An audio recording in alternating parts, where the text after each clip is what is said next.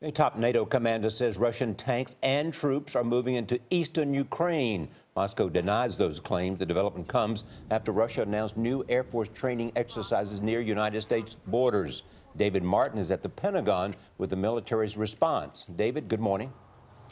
Good morning. When Russia's defense minister announced plans for these new long-range bomber patrols, he linked them specifically to tensions over Ukraine, telling the U.S., in effect, if you meddle in our backyard, we'll meddle in yours. U.S. military officers say Russian bombers flying patrols over the Caribbean and Gulf of Mexico would be more of an in-your-face message than an actual military threat. It's never happened before. During the Cold War, Soviet aircraft flew reconnaissance missions over the Caribbean and Gulf of Mexico, but never bombers capable of carrying nuclear weapons.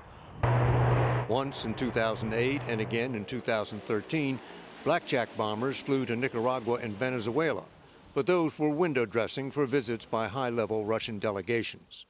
The announcement of the new patrols comes just as President Obama and Russia's Putin are set to attend the same summit this weekend in Australia. Both men surely know having bombers circle around to the south of the U.S. doesn't make much military sense. The bombers and their refueling tankers could be tracked all the way across the Atlantic, leaving plenty of time to scramble interceptor jets. Benjamin Friedman is a research fellow at the Cato Institute. Politically, it's important. It shows that Russia's trying to sort of show its relevance and poke its finger in the U.S. eye and say, look, we're still here, we still matter, we're something you have to deal with and plan for.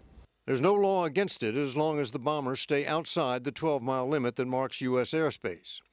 Once last year, a Russian bomber came within 50 miles of California. There's no indication yet when these new patrols would begin or how often they would be conducted. Nora? All right, David, thank you.